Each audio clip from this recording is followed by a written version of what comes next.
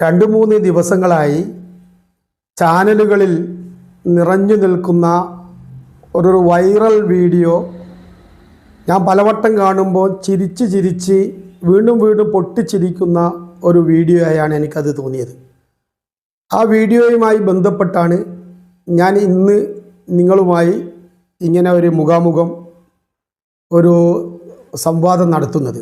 നമുക്കറിയാം, ഈ സിനിമകളിലൊക്കെ കാണുന്ന നായകന്മാരെ ജനനായകനായി കണ്ട് നായികയെയോ അല്ലെങ്കിൽ ഒരു സമൂഹത്തെയോ ഒരു നാട്ടിനെയോ ഗ്രാമത്തെയോ ഒക്കെ വളരെ സാഹസികമായി വന്ന് രക്ഷിച്ചു പോകുന്ന ഒരു വലിയ നായക കഥാപാത്രങ്ങൾ തമിഴ് സിനിമയിൽ പ്രത്യേകിച്ചും മൊത്തത്തിലുള്ള എല്ലാ സിനിമയിലും ഉണ്ടാവാറുണ്ട്. എന്നാൽ നമുക്കറിയാം, തമിഴ്നാട്ടിലുള്ള ഒരു വിജയ് എന്ന് പറയുന്ന സൂപ്പർ സ്റ്റാർ, അദ്ദേഹത്തിൻ്റെ എല്ലാ സിനിമകളിലും നമുക്കറിയാം അദ്ദേഹം വലിയ രക്ഷാ കവചം തീർത്ത ഒരു നായകനായി, ഒരു ജനനായകനായാണ് എല്ലാ സിനിമകളിലും അവതരിപ്പിക്കാറുള്ളത്. അപ്പോൾ സത്യത്തിൽ ഇപ്പം അദ്ദേഹം തെരഞ്ഞെടുപ്പിൽ സജീവമാവുകയും TVK എന്ന് പറയുന്ന ഒരു പാർട്ടി ഉണ്ടാക്കി മുഖ്യമന്ത്രിയാകുന്നതിന് വേണ്ടിയുള്ള ഒരു ഭഗീരഥ പ്രയത്നത്തിലാണ്. അതിൻ്റെ ഭാഗമായി അടുത്ത കാലങ്ങളിലായി അദ്ദേഹത്തിൻ്റെ സമ്മേളനങ്ങളിൽ അദ്ദേഹത്തെ കാണാൻ വന്ന ജനക്കൂട്ടത്തിന് ശ്വാസം കിട്ടാതെ കുറേ ആളുകൾ മരിച്ചുപോയ സംഭവ വികാസങ്ങളൊക്കെ നമ്മൾ മീഡിയകളിലൂടെ കണ്ടിട്ടുണ്ട്. അതോടൊപ്പം തന്നെയാണ് അദ്ദേഹം ഒരു വലിയ ഒരു ജനനായകനായി ഭാവിയിൽ ഞാൻ മുഖ്യമന്ത്രിയാകും, മറ്റുള്ളവരെ പോലെയല്ല, ഞാൻ പറഞ്ഞത് തന്നെ നടപ്പിലാക്കും എന്നൊക്കെ ഘോരഘോരം പ്രസംഗിച്ച് ജനങ്ങളെ കയ്യിലെടുത്ത് അങ്ങനെ അദ്ദേഹം ഈ തെരഞ്ഞെടുപ്പുമായി മുന്നോട്ട് പോകുമ്പോൾ ഒരു ദിവസം നമ്മളെല്ലാവരും ഈ ചാനലുകളിൽ വൈറലായ വീഡിയോ ആയിട്ട് കണ്ടതാണ്.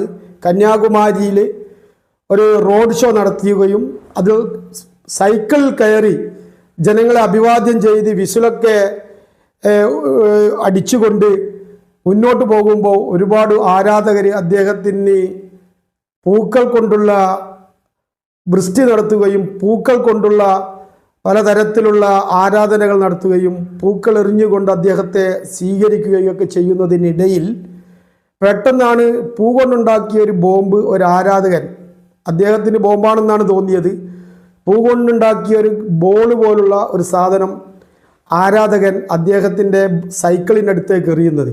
അദ്ദേഹം അവിടെ നിന്ന് തന്നെ എല്ലാവർക്കും ചിരി വരുന്ന തരത്തിൽ പെട്ടെന്ന് ബോംബാണെന്ന് തെറ്റിദ്ധരിച്ച് സൈക്കിളും ഇട്ടുകൊണ്ട് ഓടി അദ്ദേഹത്തിൻ്റെ കരവാനിൽ കയറുന്ന സീന് നമ്മൾ കാണുമ്പോൾ വലിയൊരു നായകൻ ഒരു കോമാളിയാകുന്നത് എങ്ങനെയാണെന്ന് കൃത്യമായി മനസ്സിലാകും.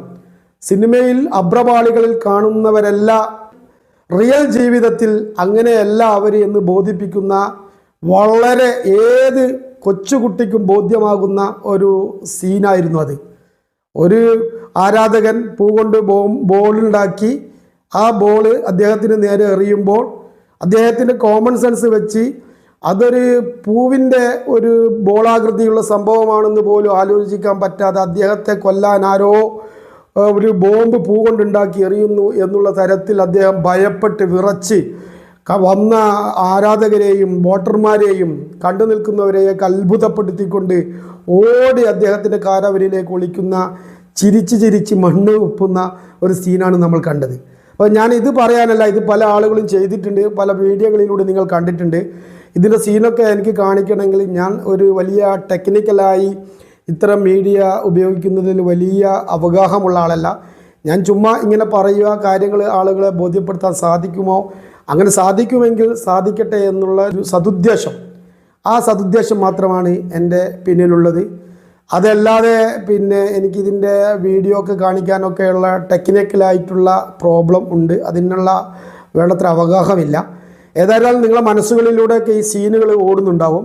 അപ്പോൾ നമ്മൾ അറിയാം, ഒരു ഗ്രാമത്തിലുള്ള ആളുകളെ, പാവങ്ങളായിട്ടുള്ള ആളുകളെ, നായികയെയൊക്കെ വാള്, അതുപോലെ തോക്ക്, കത്തികൾ, ഇതിൻ്റെയൊക്കെ ഇടയിൽ ആയിരക്കണക്കിന് ആളുകൾക്കിടയിൽ ഹെലികോപ്റ്ററിലൊക്കെ വന്ന് ആകാശത്ത് നിന്നും താഴേക്ക് ജമ്പ് ചെയ്ത് എന്നിട്ട് ആളുകളെ രക്ഷിച്ചു പോകുന്ന സീനൊക്കെ കാണുമ്പം പല ആളുകൾക്കും ഇത്തരം നായക നടന്മാരോട് ആരാധന ഉണ്ടാകുന്നത് സ്വാഭാവികമാണെങ്കിലും തമിഴ്നാട്ടിലൊക്കെ അത് കുറച്ച് കൂടുതലാണ് എന്നാണ് എനിക്ക് തോന്നുന്നത്.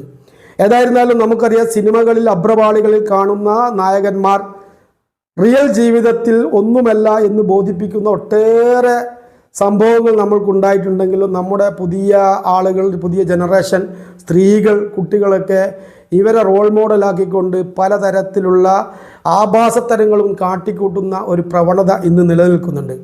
ഒരു നായക നടൻ്റെ കൂടെ സെൽഫി എടുക്കുന്നതിന് വേണ്ടി തന്നെ തിക്കും തിരക്കും കൂടി പലതരത്തിൽ അപകടത്തിൽപ്പെടുന്ന സാഹചര്യങ്ങളുണ്ട്. അങ്ങനെ ഒരു നായകൻ്റെ കൂടെ ഒരു ഫോട്ടോ എടുക്കുന്നത് ഈ ജന്മത്തിൻ്റെ ഒരു സുഹൃതമാണെന്ന് കരുതുന്ന ആളുകൾ പോലുമുണ്ട്. അവർക്കൊക്കെ ഉള്ള ഒരു ചെറിയ ഉദാഹരണമാണ് ഇവർ ഒരു ഒറിജിനൽ ജീവിതത്തിൽ, റിയൽ ജീവിതത്തിൽ, യാഥാർത്ഥ്യങ്ങളിൽ ഇവർ ഒന്നുമല്ല. ഇത് സിനിമകളിൽ അവർ വലിയ സംവിധായകൻ പറയുന്നത് പോലെ ഡൂപ്പുകൾ ഉപയോഗിച്ച് പലതരത്തിലുള്ള കാര്യങ്ങൾ ചെയ്യുന്നതാണ് എന്ന് നമ്മൾ മനസ്സിലാക്കണം. അതല്ലാതെ അവർ ചെയ്യുന്നതൊക്കെ റിയലാണെന്ന് ധരിച്ച് അവരെ റിയൽ ഹീറോകളായി കണ്ട് നമ്മൾ അവർക്ക് പിന്നാലെ പോകുമ്പോൾ നമ്മുടെ വ്യക്തിത്വം, നമ്മുടെ പൈതൃകം, നമ്മുടെ സംസ്കാരം ഒക്കെയാണ് നമുക്ക് നഷ്ടപ്പെട്ടു പോകുന്നത്. അതുകൊണ്ട് വിജയ് സത്യത്തിൽ ഒരു കോമാളി, ഒരു സൂപ്പർ സ്റ്റാർ എന്ന പദവിയിൽ നിന്ന് ഒരൊറ്റ സീന് കൊണ്ട് ഇന്ന് തമിഴ്നാട്ടിലും കേരളത്തിലും ഇന്ത്യയിലുമൊക്കെ ഒരു കോമാളിയായ ആളായി മാറിയിരിക്കുകയാണ്. ഇത് ഞാൻ അദ്ദേഹത്തെ ചെറുതാക്കാൻ വേണ്ടി പറയുന്നതല്ല. നിങ്ങൾക്ക് ഇത്തരം അപൂർവ സംഭവങ്ങളിലൂടെ, അവർ റോഡിലിങ്ങനെ അപൂർവമായാണ് ഇറങ്ങാറുള്ളത്, അല്ലെങ്കിൽ അവർ വലിയ 5 സ്റ്റാർ ഹോട്ടലുകളിലും വലിയ കാറുകളിലും വിമാനങ്ങളിലൊക്കെയാണ് യാത്ര ചെയ്യാറുള്ളത്. അവർ സാധാരണക്കാർക്കിടയിലേക്ക് ഇറങ്ങിച്ചെല്ലുമ്പോൾ ഇങ്ങനെയുള്ള അബദ്ധങ്ങൾ പോലും പറ്റുന്നത് അവർക്ക് ഒരു സമൂഹത്തിൻ്റെ ഘടന പോലും, അല്ലെങ്കിൽ അവർക്ക് കൃത്യമായ ഒരു ധാരണ പോലും സമൂഹത്തെ പറ്റി ഇല്ല എന്നാണ് നമ്മളെ ബോധിപ്പിക്കുന്നത്. അതുകൊണ്ട് അവർക്ക് പിന്നാലെ ഓടി നമ്മുടെ സമയം കളയുന്നതിന് പകരം അവരെ സിനിമയിലെ നടന്മാരായി കാണുകയും നമുക്ക് ഒരു സമയം പോക്കിന് വേണ്ടി, അല്ലെങ്കിൽ നമുക്ക് റീഫ്രഷ്മെൻറ്റിന് വേണ്ടി സിനിമ കാണുകയും ചെയ്യുക എന്നല്ലാതെ ഇവരെ റോൾ മോഡലാക്കി ജീവിതത്തെ നശിപ്പിക്കുന്ന, അല്ലെങ്കിൽ ജീവിതത്തിൽ അത്തരത്തിലുള്ള നമ്മുടെ സ്വയം വ്യക്തിത്വത്തെ ഇല്ലാതാക്കുന്ന ദുരന്തങ്ങളായി നമ്മൾ മാറരുത് എന്നതിന് വിജയ് തന്നെ നമുക്ക് തന്ന പാഠമാണ്. ഏതായിരുന്നാലും ഈ വീഡിയോ നിങ്ങൾക്ക് ഇഷ്ടമായെങ്കിൽ നിങ്ങൾ ലൈക്ക് ചെയ്യുക, കമൻറ്റ് ചെയ്യുക, പറ്റുമെങ്കിൽ സബ്സ്ക്രൈബ് ചെയ്യുക.